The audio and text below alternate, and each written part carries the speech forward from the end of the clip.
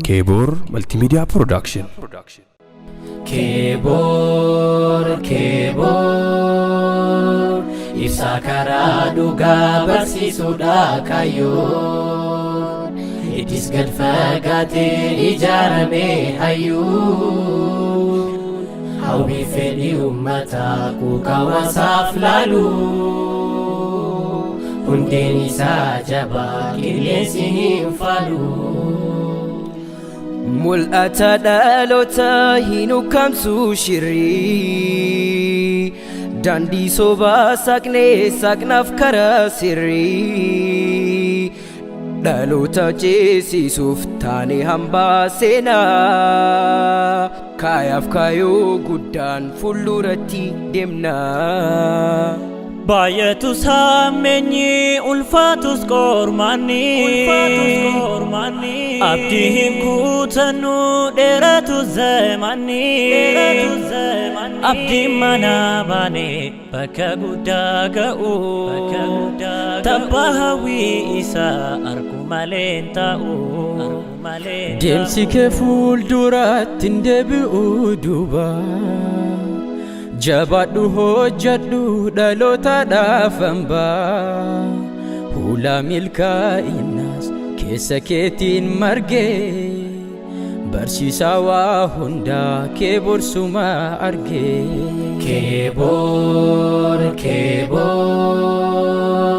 ibsa karaa dhugaa barsiisuudha kaayyoon ittis gad fagaatee ijaarame hayyuun hawwii fedhii uummataa kuukawaasaaf laalu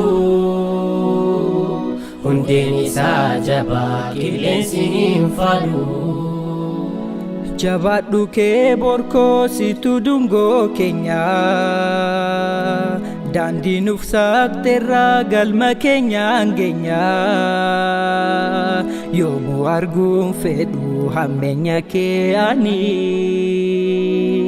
dachaa siifaa kennu jireenya qananii. Yoomiyyuu hin ta'in kan kaayoo gurguru mul'ata keetirraa womtu sin ugguru dhaloota guddisuuf qabsoo jiruuf dultii haadha namaa taate nagaa biyyaaf bufti. Quuqaa keessummataa fedha lammii isaa kan yaada dhiphatu akkamiin milkeessaa gaafii bara dheeraaf keessatti biqilee milkii haa hordofuuf ittore haamilee. Dhalootaan jaarame kan ta'u abadii hambaa seenaa goonee haa ka'u samadii kan tahee mul'atu akka gaaraa urdii.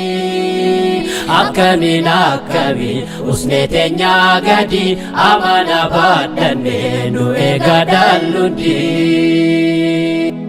Dhalootaan jaarame kan ta'u abadii hambaa seenaa goonee haa ka'u samadii kan tahee mul'atu akka gaaraa urdii. Akkamiin usnee teenyaa gadi amana baadhannee nu eega dallundi. Ijaaf gurraa uummataa sagalee hawaasaa dhugaa dur dhokatee amma qotee baasaa jireenyi islaamummaa akka hundaaf tolu yaamsa karaa dhugaa babal'isaaf kolu. Funyoo jabaan dhufe haalli mi'eerkonsaa daandii gateen deemu dhugaarratti obsa faana islaamummaa hulaa warra galee miila kaayyoon deema faana milkii ilaalee bakka deemuun qaba ergama mataa koo amana baadhadhee nan tiksa diinii koo beekan mari'ata alima wajjinii dhaltuu ambiyoota isaantu abbaa diinii. Keebor, keebor ibsaa karaa dhugaa barsiisuudha kaayyoon. Idis gad fagaatee ijaarame hayyuu. Hawwii fedhii uummataa quuqa hawaasaaf laalu. Hundeen isaa jabaa qilleensi hin faalu. Yeroo dacheen kutuun fal'aan karaa haqaa waliin itti dultee balleessitu maqaa karaa keessaaf alaan gam hundaan dhibamnu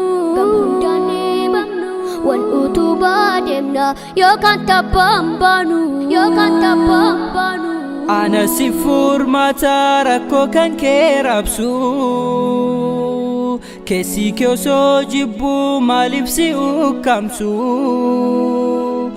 Dungoo ifa dukkana karaa nabii Rabbii. Furmaatatti goona isatu hundaaf wabii.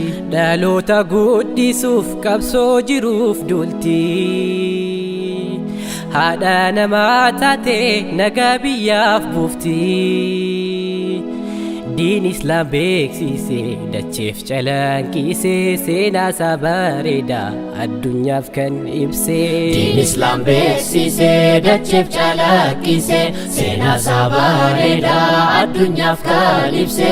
Barsiiftuu akeektuu jireenya haadhummaa yoomiyyuu keebor koo sagaleen koo sumaa. Jiraadhu keebor koo hanga waggaa dhumaa. Barsiiftuu akeektuu jireenya haadhummaa yoomiyyuu keebor koo sagaleen koo sumaa. Jiraadhu keebor koo hanga waggaa dhumaa.